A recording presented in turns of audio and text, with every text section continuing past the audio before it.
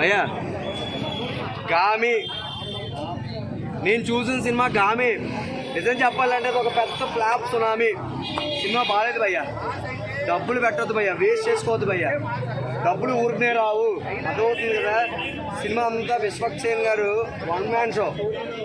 ఆయనే కనబడతారు, చిన్నపిల్లప్పుడు క్యారెక్టర్ కనబడతారు. ఎటు చూసినా ఏదో కేజీఎఫ్ ఎలివేషన్ పిక్చర్ కానీ పెద్ద waste of time, waste of discussion. థియేటర్లో అందరూ పడుకున్నాం భయ్యా.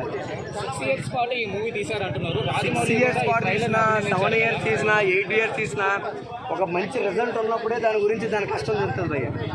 సో దీంట్లో ప్లస్ పాయింట్స్ అని చెప్పుకోవాలంటే ఏం చెప్తారు? Plus point Vishwaksen, negative point Vishwaksen. Two ఫ్రాంక్గా చెప్పాలనుకుంటే స్టోరీ లేదు, అసలు స్టోరీ లేదు, ఏది లేదు. ఒకటే మంచుకోండా, ఒకటే ఇది.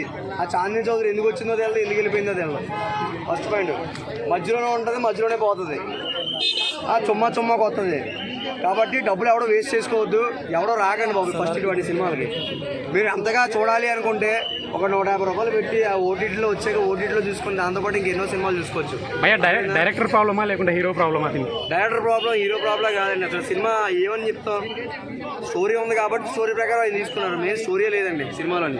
అయితే గ్రాఫిక్స్ అయితే బాగున్నాయి, గ్రాఫిక్స్ ఆర్ఆర్ఆర్కి ఈక్వల్గా ఉన్నాయి, హనుమాన్కి ఈక్వల్గా ఉంటున్నాయి. సో గ్రాఫిక్స్కి సంబంధించి హనుమాన్కి ఈక్వల్గా ఉందా? హనుమాన్ ఎక్కడండి, నాగలోకానికి లక్కలోకానికి మీరు కొలుస్తున్నారండి. హనుమాన్ వేరు, ఇది వేరు. సినిమా మళ్ళీ చెప్తున్నాను, గామి ఫ్లాప్ మూవీ అండి.